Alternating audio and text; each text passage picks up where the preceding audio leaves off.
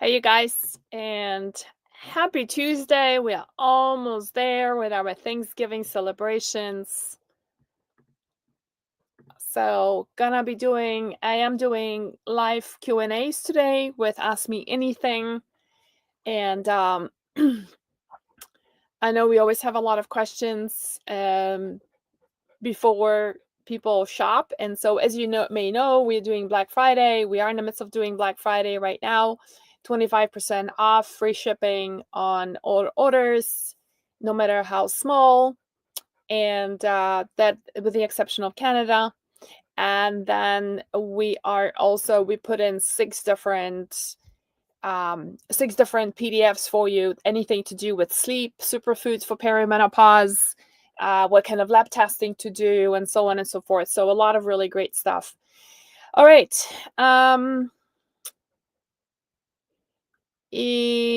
So let me know what are the questions that you have, and I'm gonna just maybe start off with a couple of things that my team told me this morning. We had a meeting with and there was a couple of things that came up, and one of it was my team was saying that a lot of you are new here, and so we have always a lot of questions about I'm in perimenopause, where do I start, right? So that's a really great question, and it's also a difficult question in a way because it all depends on your symptoms. So let me just talk about maybe baseline supplements that we have found that most women find very, very helpful when you're going through perimenopause. Let me say this also, is that in perimenopause, and as we start experiencing a lot of different hormonal changes, your endocrine system is going to be it wouldn't go out of balance just like that. It typically happens with a combination of, yes, your ovaries are going to start, shutting down. So underproducing progesterone, underproducing estrogen, no doubt about that. But there's also a certain level of dependence on your endocrine system, on other body parts, and including things like the immune system, your nervous system, nutritional deficiencies or nutritional adequacy is going to play a big role. Meaning that, for example, if you're deficient in B vitamins or D vitamin, or if you're highly inflamed, right, you're not sleeping well, then all of those can play a very big role in how your endocrine system manifests. And then going through perimenopause becomes really difficult. And for those of you who are new here, I'm in my camper van. I'm in Mexico right now, parked on the beach. I'm all by myself. Absolutely wonderful place. I'm going to post some social media real soon. Please, many people ask me where I am. For safety reasons, I don't typically disclose it until I move, and maybe a couple of weeks later I can tell you. And it doesn't really matter, right? The point is that I do what I love, which is being on the beach and being out in nature with my two doggies. And so I'm gonna be in Mexico for 6 months. Part of it is to escape the Colorado winter. Okay, so let's talk about the baseline stuff. So those are the kind of things that even I take that on a daily basis. So things like vitamin D3, which we have that in our store. B vitamins is a huge thing. A lot of women are very deficient in B vitamins. Unless you don't like eating organ meats, most people are deficient. Why are B vitamins so important? Because they are the biggest activator of your liver. One of the big cofactors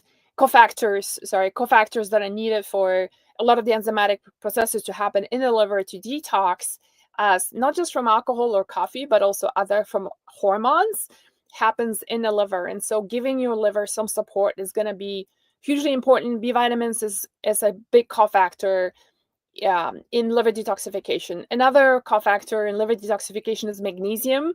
So for those of you who are craving magnesium on a regular basis, that's most of the time, it is a deficiency of magnesium in the body. The body is used to knowing that every time you have chocolate, which is cacao, you get a magnesium hit. So it's asking for more chocolate because it just needs more magnesium. So that's an interesting factoid there.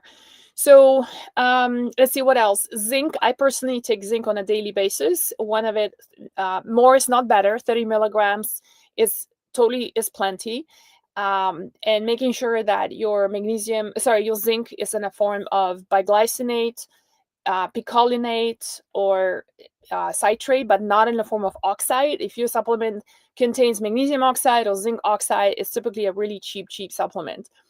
And we can talk about, if you guys want me to, let me know if you want me to talk about what is some of the things that you should not be finding in supplements. So, look, guys, I know the economy is very difficult right now. Prices has gone up like crazy. I'm noticing everyone spending patterns are different. We cannot afford the same. For $100, you don't get a full grocery bag. You get half a grocery bag. And so I totally get that. I would rather have you go do less supplements and good quality ones rather than a lot and cheap ones. So if you want me to go over a list of what you should not be finding in a supplement brand, then let me know that I can go over a few of them. And the reason why this is important is because it is something that can actually hurt a person, and not to mention that it's just an expensive supplement it's just a supplement you're buying, and it's just not going to work for you the same way. So let's go over maybe so baseline. Let me just recall: B vitamins, D3, magnesium, zinc are going to be some of your basic ones. A lot of women who are entering perimenopause are beginning to experience low progesterone levels. And the reason is that progesterone is the first hormone that's going to start dropping as you enter perimenopause. How do you know? You suddenly start having sleeping problems. And then the second thing to know is that your cycle gets shorter. So instead of, like, say, having a full 28 days, you're now down to like 26 days, maybe 24 days. Some women go down to 21 days because the luteal phase, which is when the progesterone is dominant, starts to get shorter because progesterone starts dropping. So there's two ways of replenishing progesterone. If you want to go the herbal way and you are just at the beginning of perimenopause, chaseberry is a really great supplement, and we carry that in our store as well. All the supplements I'm talking about here right now, we do have that in our store, right? And then the other option is that, and if that doesn't work for you, then for some women, just chaseberry just doesn't work. I'm one of them. But it works for others. And typically what we see when you're deeper into perimenopause, like approaching that postmenopausal phase, then topical progesterone might be really helpful, and not chaseberry anymore. So those are some of the observations. Okay. Let's see. I was saying I just started taking progesterone tablets, I think, and estrogen gel. That's great. Ellie, we are answering emails, and we actually have a very dedicated team of women in perimenopause. And so just email us at support@hormonesbalance.com, and there's no reason why they should not be answering the questions.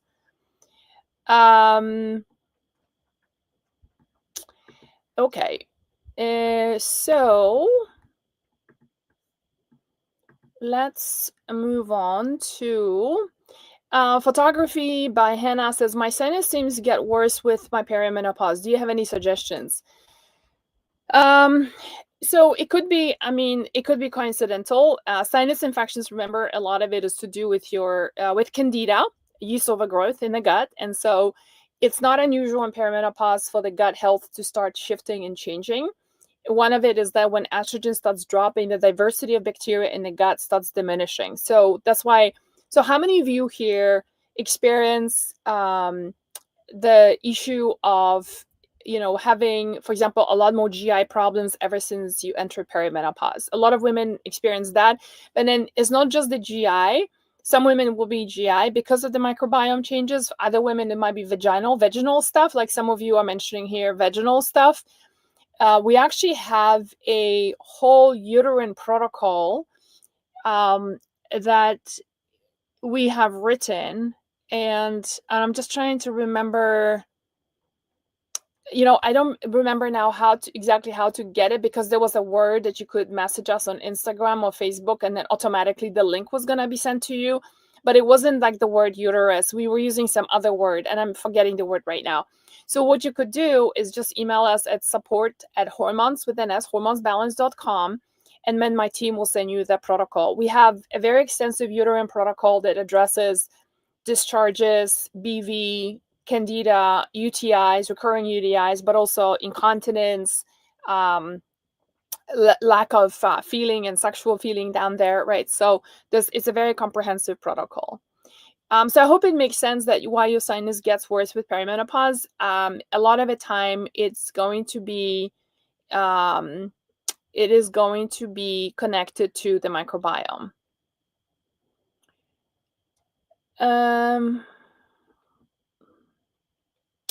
Is vitamin D3 better with vitamin K2? So the reason why we combined our vitamin D3 with K1 and K2 is because of bone health. So this is extremely helpful for bone building for women in perimenopause. And for those of you who are having history of osteopenia, osteoporosis in the family, we've been conditioned to think through the past 2 generations that calcium is going to build the bones, which is a very, very incomplete part of the story. Yes, you need calcium, but the calcium also needs magnesium. Magnesium needs vitamin D3, K2, phosphorus, boron, manganese, and it also needs sufficient estrogen and progesterone. If you think about it, women who are like young women whose hormones are healthy do not have osteoporosis, right? Unless they drink a lot of Coke and stuff like that, because it leaches out things from their bones. But generally, they do not have osteopenia, osteoporosis. It's only older women's disease, right? And so the question is, why? Is it just calcium? No, it's not just calcium. It's also your estrogen, progesterone levels are going to play a big role. So it's a long way to saying that it's better to get vitamin D3 together with K1 and K2 for the bone health. Yes. Hey, bud, what are you doing there? Okay, so then what else is saying? Heavy periods only 2 days, clots too, what can help? So I will address that in estrogen dominance in just a second. Let me talk about that. And so Evan is saying, Evan Hussein, is it? Any suggestions for supplements to hormonally balance before menopause? So all the things I talked about just now, those baseline supplements, D3, magnesium, zinc, also progesterone, right, can be extremely helpful. And by the way, you guys, one of the ways, like if you go to Wellena, www.wellena.com, which is our store, then when you click on shop by conditions, you will find that there is a drop down which is already, we put supplements together for you depending on what you're experiencing. So like we have for breast health, for fibroids. Some of you here are asking about fibroids, so we have that. There is another one for perimenopause specifically. There's another one for menopause, women who are going through menopause, so it's like post-menopause actually technically. And then we have liver support, which is a huge thing as well. So it's all organized for you so that it's just to make it a little bit easier for you. Okay. All right, let me go over to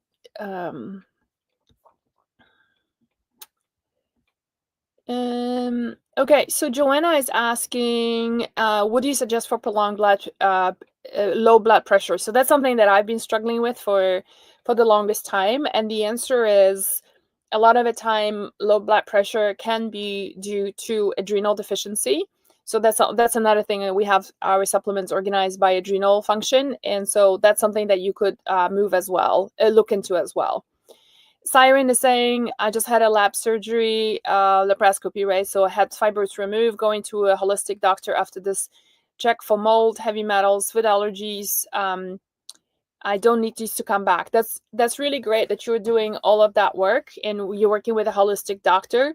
So fibroids are typically the result of estrogen dominance. And so that's another item that we have in our shopping cart on our website is a section for estrogen dominance. If you click in there, there's a couple of products that help specifically with detoxification of estrogen. So for those of you who are experiencing estrogen dominance, so anything like things like fibroids, endometriosis, you're having very heavy periods, spotty periods. If you're having like a lot of weight distribution around your hips and thighs, it just wouldn't go away, whether it's fat or cellulite as well. if you're having horrendous mood changes around your cycle, if you're having migraines that are connected with your cycles, like you are having a migraine, say before getting a period, during ovulation. Also, for those women who have thyroid nodules, that's very estrogen dominant related. If you're having varicose veins on your face, those are some of the any changes in the breast. So fibrocystic breasts, benign cysts on the breasts, it's all due to estrogen dominance. And what I have found is that, as we what we also know, that estrogen dominance that's prolonged for a long time can be be a contributing factor towards DNA damage that eventually can lead to estrogen receptor positive breast cancers, right? So, but estrogen receptor positive is not just breast cancer, but it also can be uterine cancer, ovarian cancer, let's see, cervical cancer, and then thyroid cancers, as much as they are benign, and then lungs cancers in non-smokers can also be estrogen, and in men, prostate cancers are estrogen dominance resulting as well. So it's an interesting condition, and it's not to say that is because you're dominant in estrogen. And in fact, most women who are like us are going through perimenopause and menopause, your estrogen is actually beginning to drop.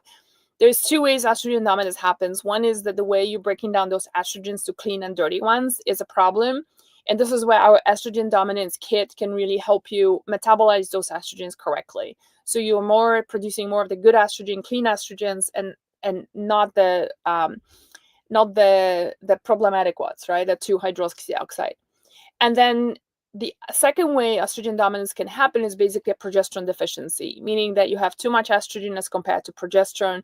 Remember how at the beginning of the call I said that one of the fastest things that's going to come dropping is going to be progesterone.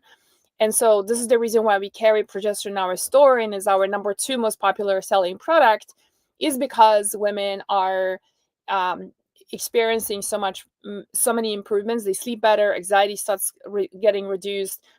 They also find a lot of times their breast health starts improving.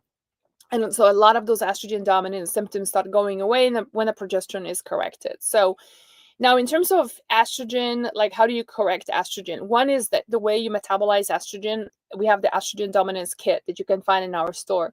But there's also for women who have, for example, a lot of hot flashes. Who here has hot flashes? For those of you who are experiencing hot flashes, typically that's because of your estrogen dropping, your progesterone dropping. I feel like a lot of the time is estrogen related. So you can work with a provider on doing bioidentical estrogen if you wanted to. Some women prefer to do the herbal way first before diving into bioidentical hormones. And so then we have a couple of products which are great. One is called the Wise Women's Balance. They're using specifically phytoestrogen, so estrogen-containing herbs, to raise your estrogen very gently. And then we also have another product called Estro Boost, which is a product that helps that contains hops and Norwegian spruce that has got great research behind it, helping with hot flashes. By the way, just on the note of hops, just as an interesting factoid here for you, you know how, like, I just heard this somewhere, just unbelievable piece of research, that one of the most popular surgeries, one of the most common surgeries, cosmetic surgeries that men are getting, is a breast reduction. Because now there's quite a lot of men who are beginning to get men boobs. And the reason why men get men boobs a lot of the time is because they're highly estrogenic. Why? Because there's estrogen. It can be most likely it's due to xenoestrogens, or estrogens that are found in a lot of like synthetic products, like skincare products, but also men who like to drink a lot of beer, which is hops, right? So you can use it for a good reason and use hops to actually help you raise your progesterone levels. Men should not be probably using as much hops, and that's what can cause those issues.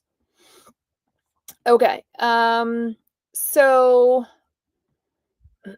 let me go over. So I hope this is helpful about the progesterone, about the testosterone stuff, estrogen dominant stuff.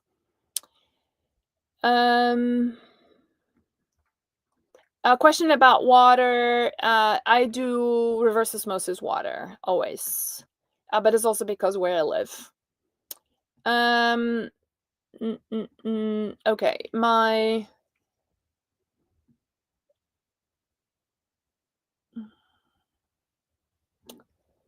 okay, there's another one.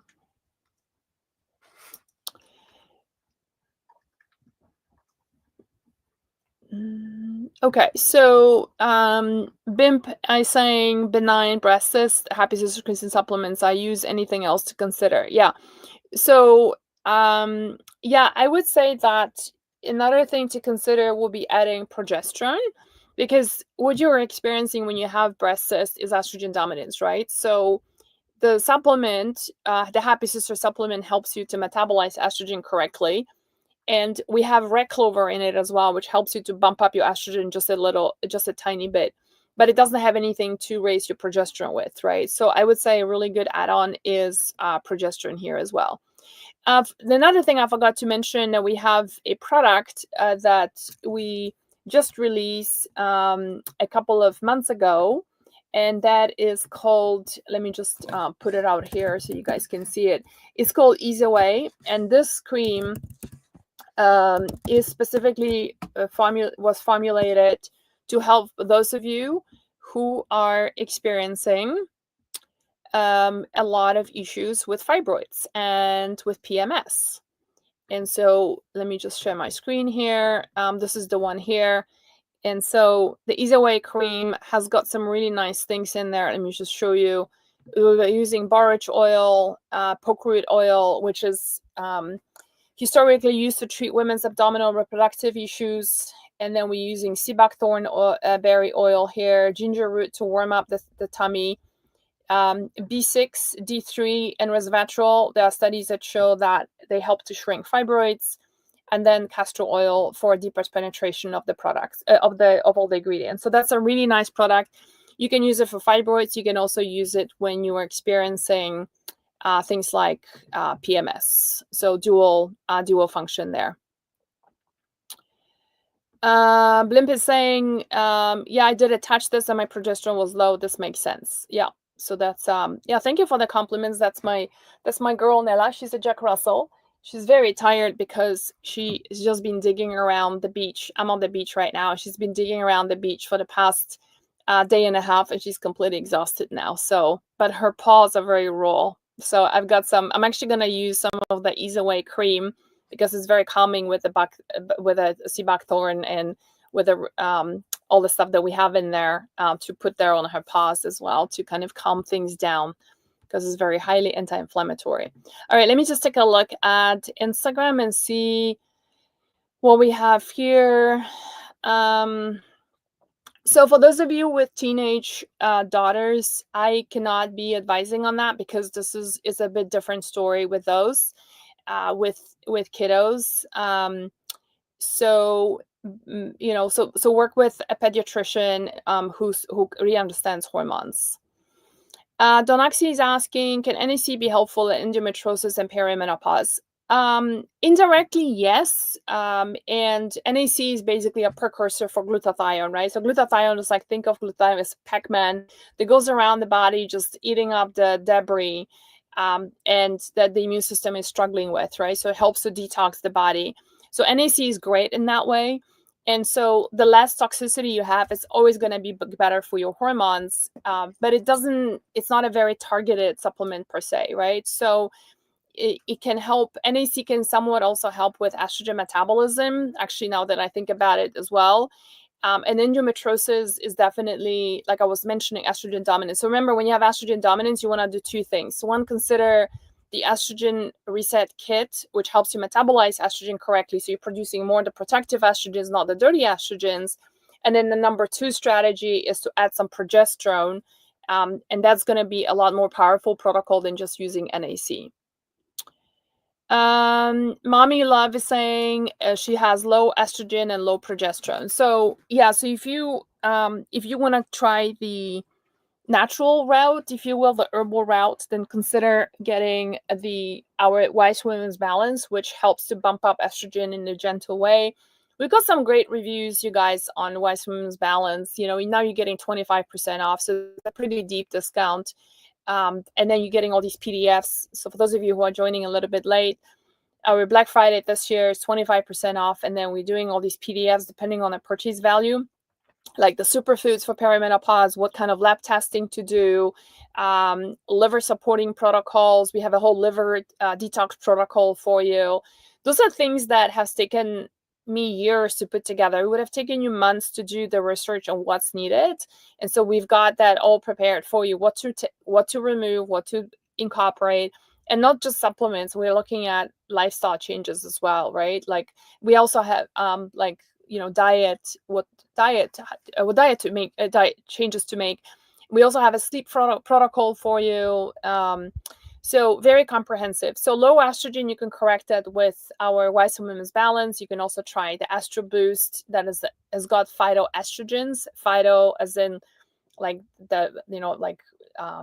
phyto, I think in Greek, or is either natural or nature or green. It's probably nature. And then a plant. And then low progesterone is basically, you can start off with either Vitex, which we sell that in our store as well, which is a wonderful herb that in Europe, actually, you guys, Vitex is like first go-to chaseberry, right? So we sell the product as chaseberry.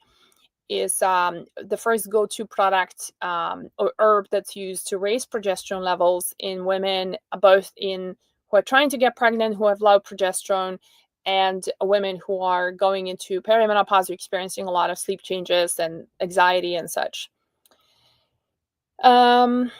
So, or you can use basically, and if chaseberry doesn't work for you, then consider using topical progesterone, which we also have that in our store. What supplements are safe for daily use in perimenopause? So what else is asking? So that's if you go to actually, let me share my screen again so that you can actually see what I'm about to get at. Is if you go to my conditions here, right, you can find a whole bunch of things right there for, on estrogen dominance, on menopause, on perimenopause, breast health, adrenal recovery, liver detoxification, fibroids, belly fat, blood sugar balance, which is huge for weight loss, you guys. Huge, huge, huge issue. Most women are experiencing a lot of issues with weight gain in perimenopause, menopause, because of blood sugar imbalances. Inflammation support, which is another factor. Our inflammation goes up in perimenopause right away. For those of you who follow us for a while with social media, I showed my results. I'm very transparent about all my results. And so I showed a result of how my HSCRP, which is a marker for inflammation, went up from 0.3 to 1.1 in the course of 3 years. So like literally tripled. Excuse me. With actually a better lifestyle. I completely stopped drinking alcohol a year and a half ago. I barely do any sugar. I spend a lot of time outdoors in nature, and I have a smaller team, less stress than I had before, and still my inflammation went up. And the only reason is that I'm deeper into perimenopause, and so that's something you can also do here for supporting your inflammation, the inflammation support here. And then we have PMS, and then we have hot flashes. So your question here about like the daily stuff is, I'm still sharing the wrong, I'm sharing the wrong, that was not the right, that's not what I was intending to show. Okay. Okay, so in perimenopause, let me just go over to this one here so that I can show you some of the things that can be very helpful. And that is okay, so the perimenopause kit, we have a few things in here. Magnesium, because almost every woman is deficient in magnesium. And but also when you're going through times of stress, you might want to up your magnesium. We typically burn through vitamin C, magnesium, and B vitamins really quickly when going through times of stress. If you are finding yourself that holidays are contributing towards stress and anxiety, magnesium is one of your best friends. The second best friend for a lot of women in perimenopause is going to be Progespure. This is our topical progesterone. I apologize. I've been talking for 3 hours straight, and so is that I'm on the third hour, so I'm beginning to get a bit of a cough, and it's dry here where I am. And then Wise Women's Balance is another wonderful supplement that helps to increase the phytoestrogens that I was talking about. So it helps you to bump up your estrogen levels and support your liver. So really, really nice combo. So I would say this is, and then if you add on zinc as well, I highly recommend to do zinc. And I also recommend to do B vitamins on a regular basis. Like you really have your foundation very, very well covered. Okay. Okay, let's see. Let's see what other questions do we have. Let me stop sharing this. What do you think about creatine powder? I love it. And we are actually going to be releasing something special in February. So stay tuned for that. I'll tell you more about it. That contains creatine, 5 grams of creatine. There's some great research just shows how it does two things. It can help build muscle, even for women in perimenopause, menopause, as well as it prevents muscle loss, which is one of the big issues as your testosterone starts dropping, estrogen starts dropping, and this especially testosterone is responsible for muscle strength and tissue quality, and we start seeing a decline of that when you are when those changes happen. Creatine slows it down a lot. Do you ship to Canada? Yes, we do. We just opened our Canada store a month ago.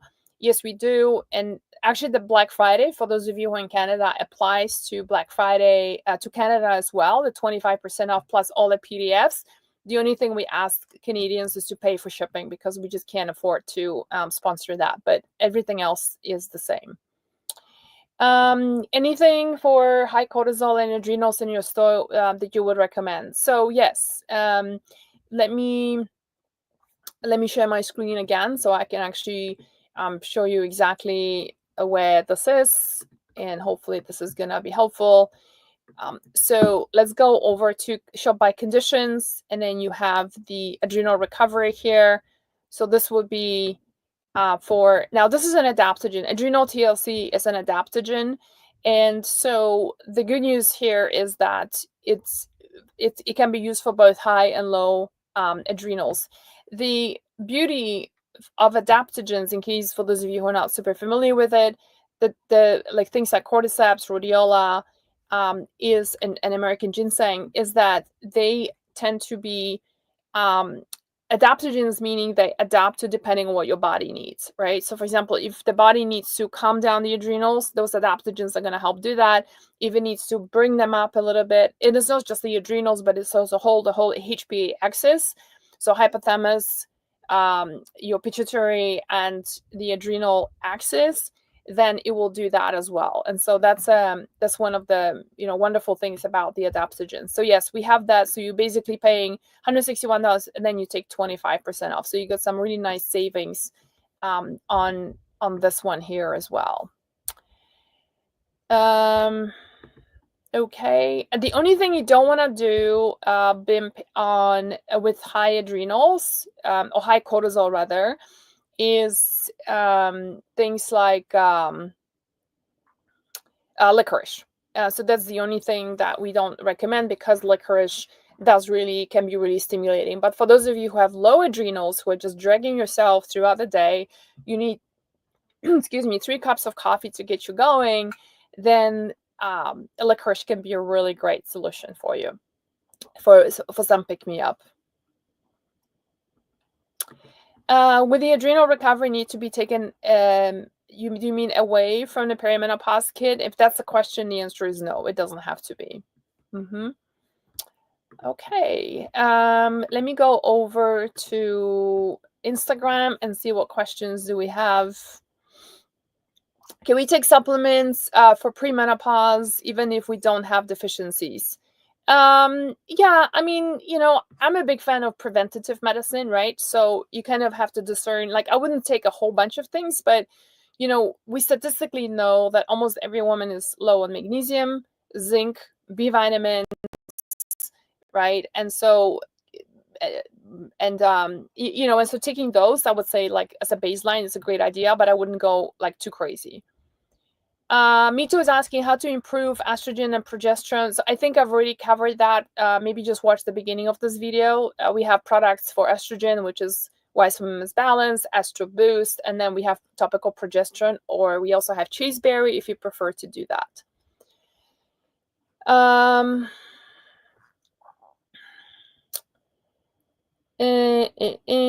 Sarah Sands is asking, she was taking estrogen reset kit and Happy Sisters for about 6-7 months. Then I gained weight and my stomach grew. Iota Menopause Kit and Glucomaximus, are they a good choice? So first of all, the estrogen reset kit by itself, or the Happy Sister, is not going to make you put on weight, right? The weight is coming from somewhere else.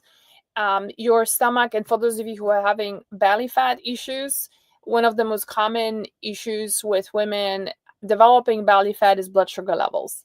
And so, so Glucomaximus is a wonderful supplement that helps to sensitize your receptors so that the insulin can get in easily and sweep up all that blood sugar in your bloodstream instead of depositing that into your abdomen. So that can be a really helpful one. And I would also highly, highly recommend for you to look into your diet.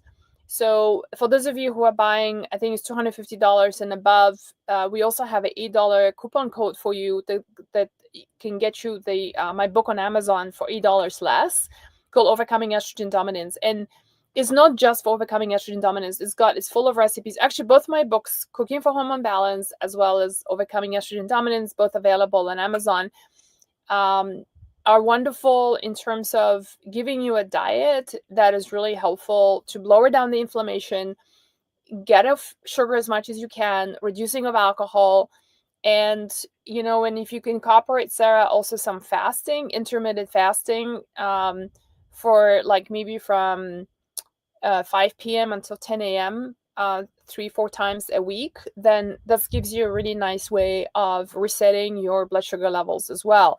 So I am a big believer that supplements and isolation don't really work. They really work magic when they're combined with a proper diet. So hopefully this is helpful.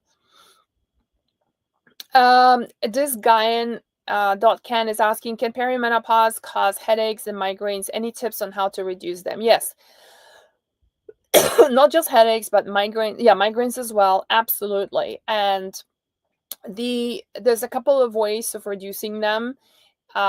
We actually have a great article about it on hormonesbalance.com, hormones with an S, hormonesbalance.com, which is our educational site. And the quickest way is to correct the estrogen levels. So the ways that we are talking about here, correcting your progesterone levels, that could be another one, adding some magnesium.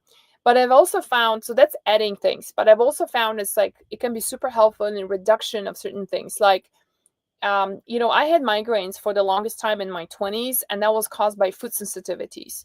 So things like gluten, dairy, sugar for some women, right? Alcohol, not right away, but as a delay reaction, can be a contributing factor towards headaches and migraines. So I would do a combination of really anti-inflammatory diet, and then combining that with correcting your hormones with estrogen boosting herbs like the ones we have in our store, progesterone boosting herbs or topical progesterone, and take it from there. Monia is saying, I'm 47 and so far my only symptoms are very low libido is low and put weight on. What products to your website should I get? So I would, we don't have anything specifically for libido. So libido is typically low DHEA, which then converts to testosterone and estrogens.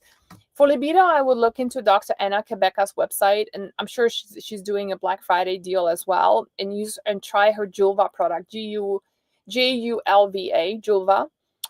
That's a really great one. Putting on weight is a difficult one because it all depends on what you are going through and what is causing that weight gain, right?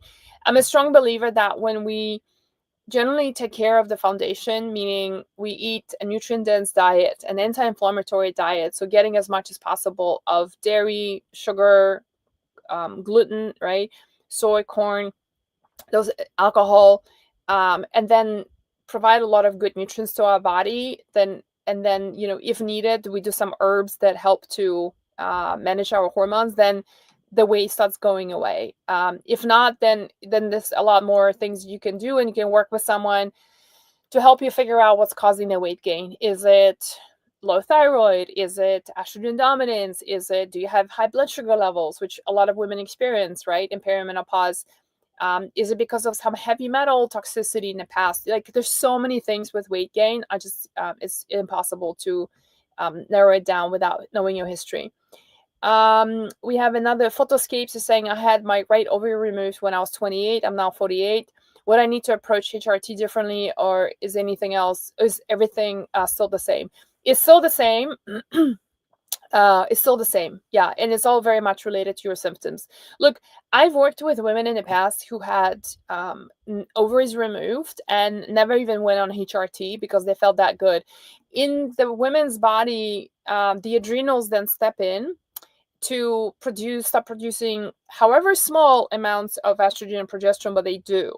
And so that's part of the reason why, for those of you who maybe don't want to touch HRT, or you cannot touch HRT, focusing on supporting your adrenals and then doing some herbs can really be the wonderful sweet spot that gets you through the symptoms. But some women just don't experience any symptoms of perimenopause or menopause at all, even without an ovary. So, and I have both of my ovaries, and I'm on 5 different hormones because that's what my body needs, right? So it's all very, very, very individual.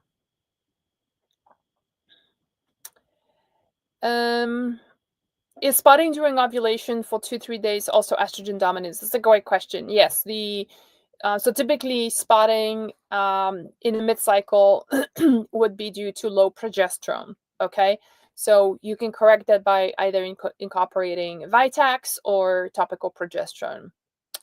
What NEC brand do you like? I personally would use something like Pure Encapsulations. That would be probably my go-to. Can I use your progesterone cream with NAC for endometriosis? Absolutely, yes.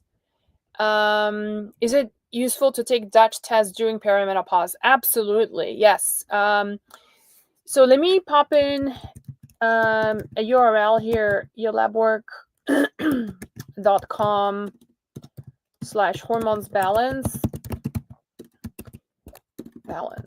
This is a URL that you can check out for a webinar I did with Dr. Alan Hopkins, and I hope it's still up.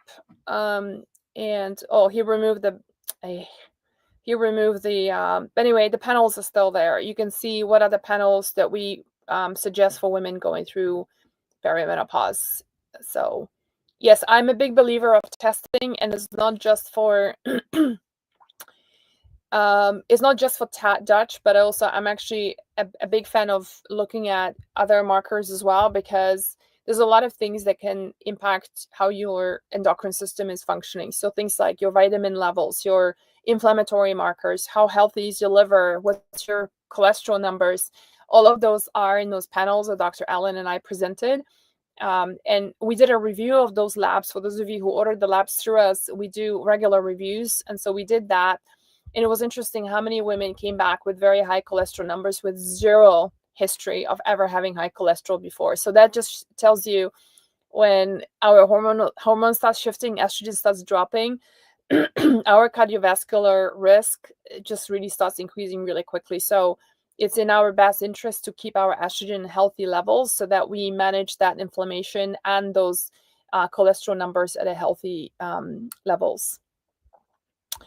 What can I do at 61? I've never had my hormones tested or taken anything. So, it really depends on what are you trying to accomplish, right? So it's a bit too broad of a question. I talked about baseline supplements that I think every woman should take regardless of your symptoms. And then the rest of it is you can check out our website on welena.com and the conditions. It depends on what you're experiencing. This Gael Can is asking, what can cause chin hairs to grow during perimenopause? So I think many of us are experiencing that, and the answer is low testosterone. As testosterone starts dropping, the body is like signaling, the pituitary gland is signaling the ovaries can like produce more testosterone because we are low, and so you end up this results in rogue hair on the chin and not necessarily um,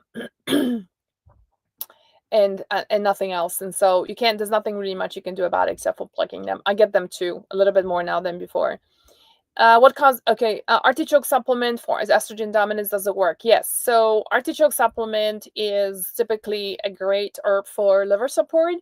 And for those of you who want to try our digestive bitters, we have those bitters that you squirt in your mouth, and we call them the liver and digestive bitters. You do that before meals, and they are full of herbs that are things like artichoke and gentian and endographis, and it helps with digestion, but it also helps with liver detoxification, and they really help you like boost your immune system. They're just really amazing herbs. So yes, I'm a big fan of artichoke. Donna, is it Donna Terrell saying, I had my right ovary removed at 26, complete hysterectomy at 48. So do something if I can. I don't know nor ask questions back then. I didn't ask questions back then. Yeah, so the question is, why did you have your ovary removed, and then why did you have a full hysterectomy, right? Is it because of estrogen dominance? So then, that's I've been talking so much about estrogen dominance right now. So maybe consider, and she's 62 right now. Consider, is it Donna? I think it's Donna, right? Donna, I would highly suggest for you to, especially if you have history. You don't have to have a history, but especially so if you have history of cancers in the family, if it's because of, let's say, fibroids or uterine polyps or um, ovarian cysts, that those ovaries and then eventually were removed and then eventually had a hysterectomy, I highly recommend to look into estrogen dominance. My book, Overcoming Estrogen Dominance, is a reason why I wrote this book. For those of you who don't know my story, I struggled with estrogen dominance for most of my life, and like always finding a lump on my breast, having terrible periods, having horrendous migraines, right, that are period related, and then having deaths on both sides of my family from estrogenic cancers. So uterine cancers, ovarian cancers, breast cancers. It just runs rampant in both sides of my family. Turns out that I inherited what's called a slow COMT gene that makes me a very slow estrogen metabolizer, and so that was my why of jumping into doing this work and trying to understand for myself first how can I support my body metabolizing that estrogen correctly, so I'm not producing too many of those dirty estrogens that cause the problem, producing more of those protective estrogens, and then what can I do to not be a statistic in my family. Most of the women in my family don't have uteruses anymore because of various different growths. And so both my sister and I are doing okay. We are both in our 50s, and we are and I'm free of any symptoms of estrogen dominance. But as a result of that, I wrote the book Overcoming Estrogen Dominance. A lot of women think like, if I'm 62 years old, if I'm 65 years old, I cannot have estrogen dominance because my estrogen is already low. That's not true. In fact, most women who have breast cancer are in menopause, right? Are like that low estrogen demographic, yet we get estrogen. Yes, yet we got breast cancer. Why? You can have very little estrogen, but you're still metabolizing it in a bad way and producing too many of those bad estrogens that cause the DNA damage that eventually leads to breast cancer. So, Donna, if this was me, I was 62, I'll get the book, get educated about the herbs, foods, how to change your diet, and then do all of that stuff just to, you've lost your uterus, you in your ovary. Is just part of life. Welcome to, the club of millions of other women who are in the same club as you. What I think is most important right now, you guys, and starting off with, say, this Black Friday, is that work has to start now. How the heart attack that you don't want to get when you're 72, that work has to start now. The strength you want to develop so you don't trip and fall and break your hip, the work has to start now, right? The breast cancer that you don't want to get, the work has to start now. So think of it this way, and not, so I'm glad you're doing it proactively, Donna.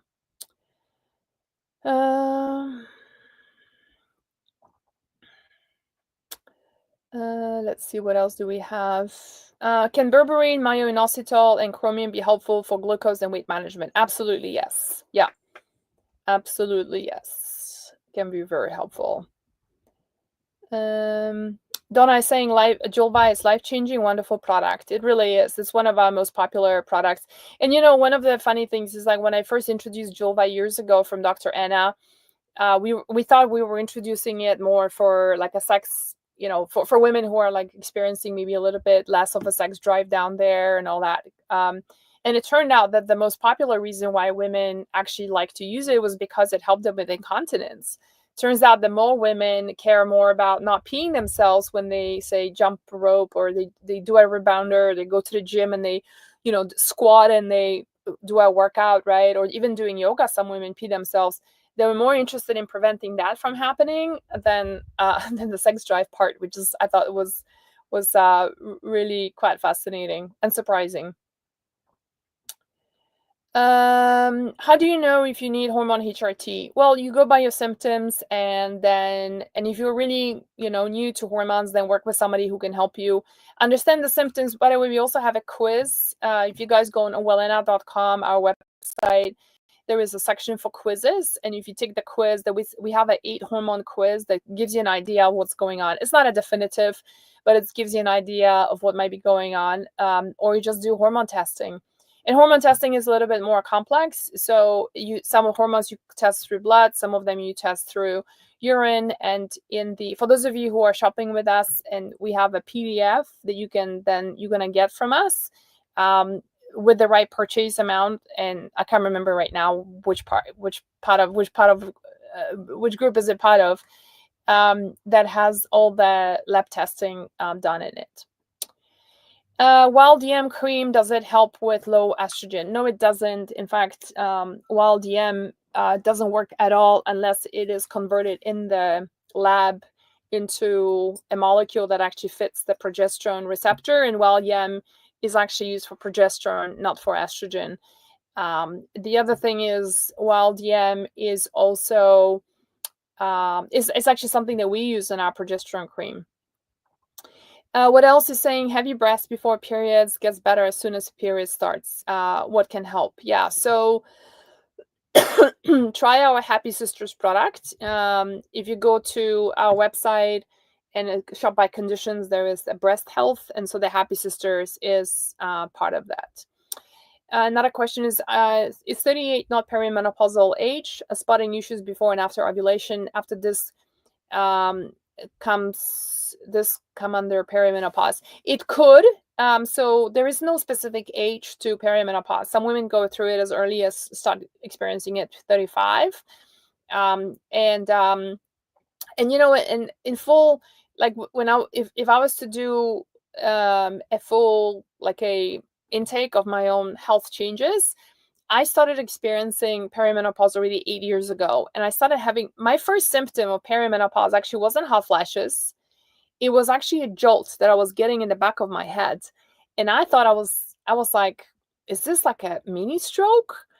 It was scary, but then I know lifestyle-wise, I am not a candidate for strokes, and I don't have family history of strokes, so I knew that I was okay, so I just chose to ignore it.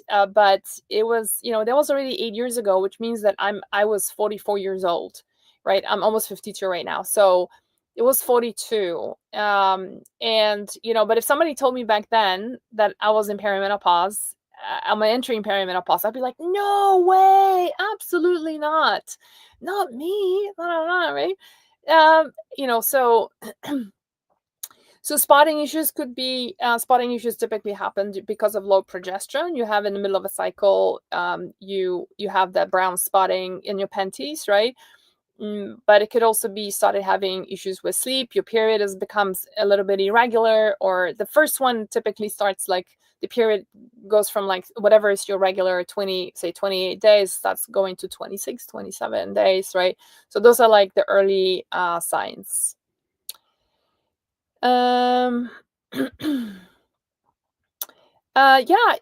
Somebody is saying, thank you for your time and the knowledge.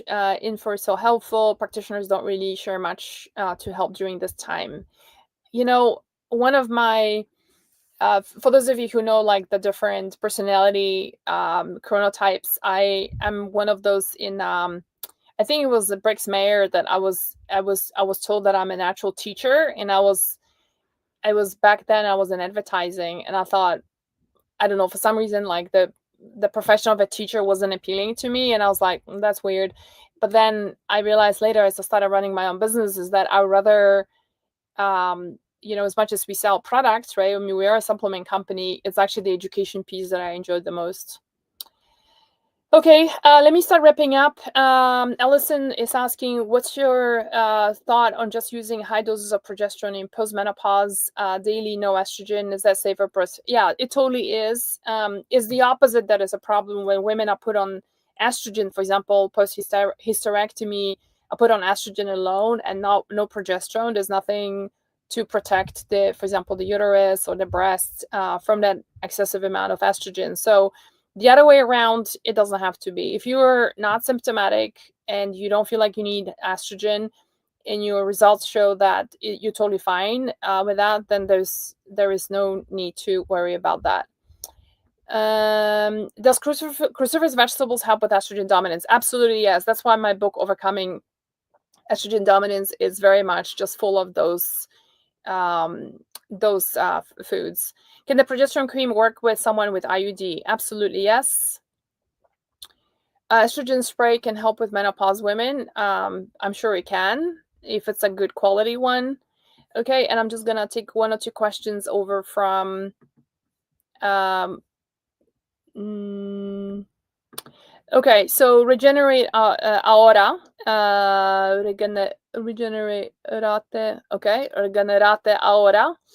Is it in Spanish? Estrogen boost is not good for estrogen dominance. Then I'm glad I'm listening. Yeah, thank you for the question. And the answer is not necessarily. So it depends on when you started listening to this. But one of the things that I said just now was earlier on a call is that just because you have estrogen dominance, it doesn't mean you have too much of estrogen. It just means the way you're breaking down those estrogens is unfavorable. You're producing too many dirty estrogens.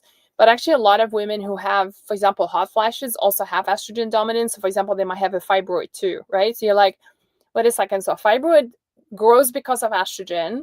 Hot flashes happen because estrogen dropping. Like, what is going on here in the body? So it is the nuance, right? And so the answer is that yes, you can have hot flashes and correct them with herbs such as the Wise Woman Balance or our Estro Boost. Both of them contain phytoestrogens that help to bump up estrogen levels. But at the same time, if you have a tendency towards estrogen, and by the way, those are very, very gentle estrogens. They are not like bioidentical hormones, okay? But at the same time, like if you already are feeling, so for example, this woman that I'm talking about, say, for example, has hot flashes, she can correct those hot flashes by incorporating those phytoestrogens from these two products I mentioned.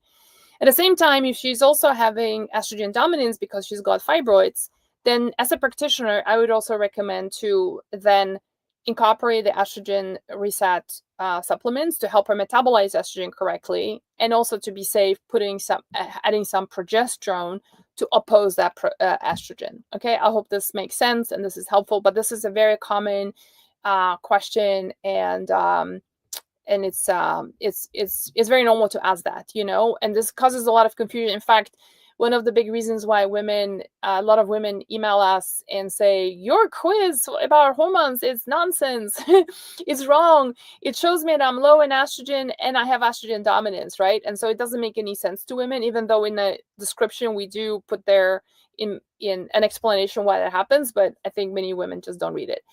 Susan is saying, I've used borage oil with sore breasts, oral and topical. It works. It certainly does, Susan. Thank you for sharing. That's part of the reason why we put it as part of our Happy Sisters products, both topical as well as the oral, because we've been actually testing one ingredient at a time.